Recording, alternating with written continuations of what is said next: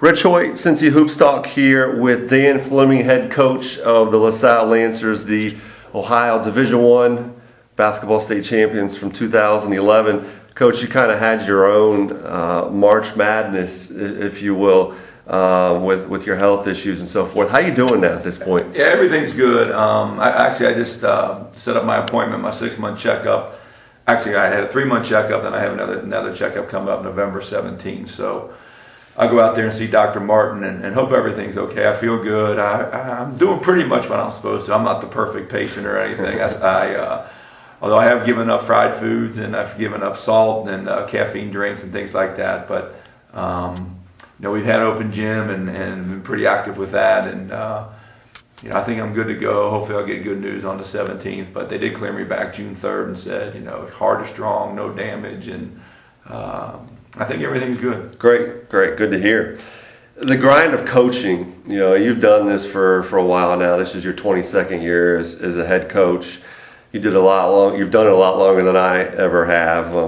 At any point, did you think about stepping away after the season ended during the off season? No. I did make the statement, though, if I go out now, because if the doctors would not let me come back, it wouldn't be a bad team to go out with that. We're in the middle of the tournament, and this was a special group we had. We had a bunch of seniors and guys that just really cared about each other. And, you're never sure you're going to win the state or not, but we've been knocking on the door and just needed a break a little bit. And we got a break when Matt Woosie tipped that shot in the semifinals. That was a huge break for us. And this group just really played well. They worked hard every single day. They really deserved everything they got. So I was really hopeful. I have another son who's in 7th grade. I want to make sure I try and hope to stay through him. And I've had so much fun without Ryan, my son, being on the team this year that I think I'm going to stay much longer than 6 more years. So my plan is long term. My plan is at least till I'm 60 or so. I'm 48. So I think I have a few years left in me. And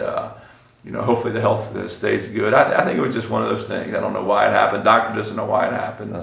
But it happened, and I got to take care of it, and I take medicine twice a day, and hopefully everything will be okay. Well, long-term plans, that's great for high school basketball in Cincinnati. I hope so. We push our guys hard, and we expect a lot, and it's not for everybody. There's kids in the building who don't always want to do it because it is too demanding, but the ones that do it, I think they get some benefit, much more than just basketball out of it. Right. Now, you suffered your heart attack after the sectional championship game against Aiken, and your longtime assistant, Pat Godey, took over. And really, this isn't anything against you, but the team really didn't miss a beat during the tournament run or anything. And I think that's a testament to what you have done to develop your program here at LaSalle. Speak to that and what you've done to develop that culture. Yeah, I didn't really think of it in those kind of terms, but then a high school coach in Cincinnati sent me a note congratulating us, and he said something to the effect that you just said of true leadership is seen when the leader is not there. And he said your team looked exactly the same with or without you. And once again, he's not knocking me, but he's just saying that you have taught your players, you have taught your coaches. We just had a staff meeting in here when you came in, and we're all in this thing together. This is a total group effort. It's not me, it's not Pat, it's all our coaches, it's all our players, and it's all about us, and it's all about we. And I'm not knocking myself or Pat or anybody else, but quite frankly, my 4th grade daughter could have coached the team when I got sick. They were so ready to go. They knew what they had to do. They were not going to let anybody step in the way. The way I think we've gotten to that part, it has taken much longer than it has in some programs. Other programs are good every single year, and I think it's taken us longer. I'm not exactly sure why, but I know recently, especially the last 3 or 4 years, it has really been good around here. Obviously, we've had good players, but like you said, the culture, people know that LaSalle basketball kids are workers. They are tough guys. They are unselfish guys. They are all about team. They're all about winning. And people really respect that. I think people know that you get a LaSalle basketball player in your college or down the road in your work or whatever, that he will give you effort. He's not afraid to put forth effort and be part of the group. And I think that's what we try to do here. We like to win games, don't get me wrong, but we want to develop these young men to be good young people and everything. Right.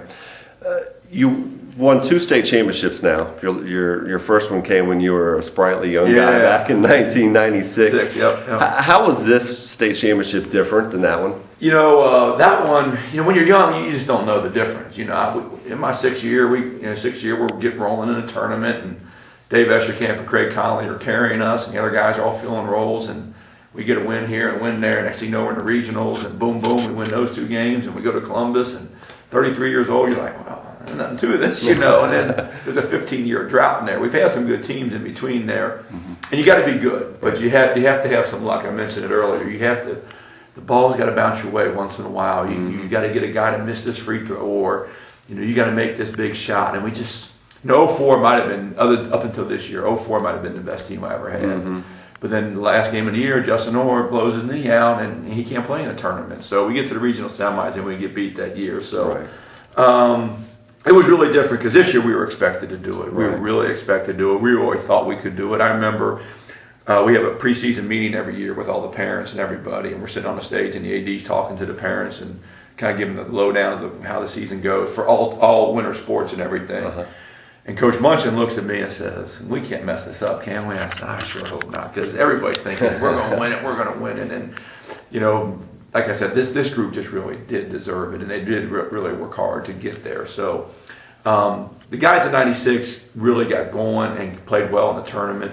They had a lot of close losses during that year. This team just had blowout wins all the time. I mean, we rarely had a close game. It was usually 20 points at halftime. Right. And we just kept pounding people. You just couldn't score against us. And so it was really 2 different teams. It was really enjoyable. The heart attack obviously added a thrill to it this year. Well, it wasn't thrilling to me, but to everybody else, it was kind of the story and everything. But anytime you win the state, it's really a neat thing. Yeah. And it's such a... as a coach, we hope we do it again. I don't think we will, but we hope we do it again the 3rd time, whatever. But for those guys, that's their one chance. That's it for them. Yeah. And they did it, and it just feels so good, and it's as a lasting memory. It's a really neat thing. Right. One of the big reasons why you blew out so many teams last year has been your defense, and your philosophy defensively. I know has kind of changed. You're still going to play baseline to baseline. Defensively, full court press for 32 minutes and so forth. But talk about you gave up 41 points a game last year. Talk about how you can give up so few points, playing that style.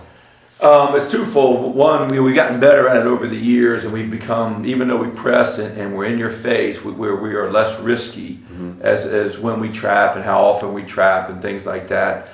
We've become much more solid defensively in the half court, and we've really just, as a coach and as a staff and as the players, have bought into just taking pride in playing D. Like when I first started, it was just gamble and steal the ball. If they score a layup, get it out, let's go shoot a 3. And it's really evolved over time to we really have just really gotten better at playing D. The other thing that's helped our defense, though, quite honestly, is our offense. We're in the Princeton offense, and we spread you out, and we spend many possessions, 45, 50 to a minute, where we're just moving the ball, cutting, moving, and we get what we want.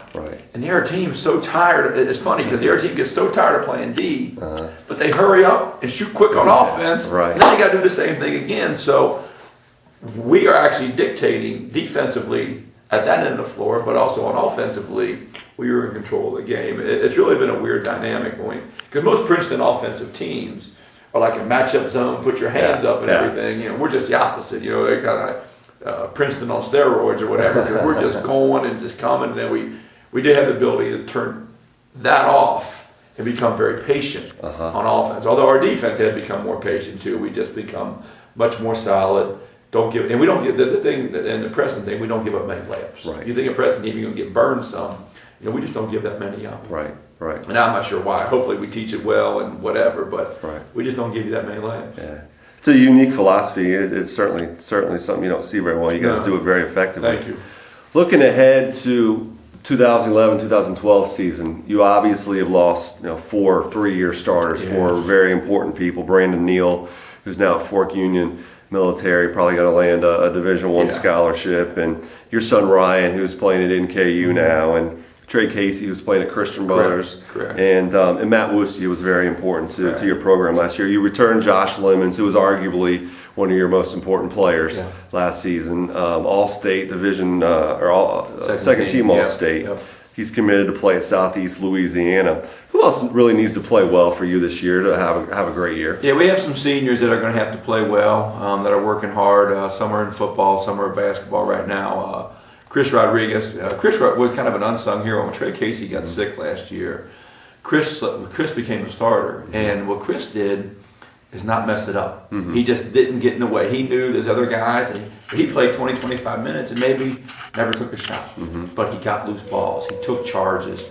He made the next pass. He knew his role. His role is going to have to increase this year. Tyler Vogelpool was on a team this year. Didn't play a whole lot, to tell you the truth, and was one of our better players as a freshman and sophomore. Hopefully he'll have a good year. He's having a good year in football. Hopefully that will carry over. Brandon Irby got ineligible at the end of last year and didn't dress in the tournament, and he's been doing fine, and I think he's going to give us a little spark. Connor Speed's only a junior, and he's going to be probably our second best player. He and Josh are going to have really good years for us to play. Then we got a couple football guys, Berger and Leahy. They're going to be big, strong bodies for us and everything, and get in there and bang. A sophomore we have is Jeff Larkin. It's going to be we've been lucky here. We've had really good guards. We've always come to seem to have good guards, 5'8", 5'9" guards that can really play. And after Josh leaves, Jeff is going to be the next one, Jeff Larkin. He's going to be a really good player for us. So, we got 7 or 8 guys that can play, and 7 or 8 guys that know what this is about. They had good examples from a year or two ago. So, we're hopeful. We're really small this year, but we got tough guys. We got smart guys that can shoot the ball a little bit. And if we lose, the other team will know at least they've been in a battle. Yeah. We're not going down without swinging. Absolutely. They always are. What are your expectations for this season? Well, the standard line is I don't think we'll win a game this year. So I tell them that all the time, and they say, you always say that. I say, yeah, but this year I mean it. I even told them last year. I said, I don't think we'll win a game this year. So I work much better out of the negative. Now, in my heart of hearts, I know we got tough guys. We got a lot of guards that can play. Game of basketball is a game of guards nowadays. The big man is almost non-existent anymore. So, we have those guys. We don't have the most talent in the city, but we have the toughest kids in the city. We will be the most conditioned team in the city, and we will play harder than anybody in the city. What all that means, I really don't know, but I like our chances. I know tough kids and fundamentally sound guys and guys that care about each other have a chance. Right. And that's all we can ask. Now, we go out and play bad, we're going to lose. We will lose. Mm-hmm. We will not beat anybody with talent. We will not beat anybody with half effort. It has to be full go all the time, in your face, and we got to make plays. Mm-hmm. And I think we got enough guys that can do that. And we'll see. Great. Coach, I appreciate your time. Best of luck this season. That's Dan Fleming, head basketball coach, LaSalle High School.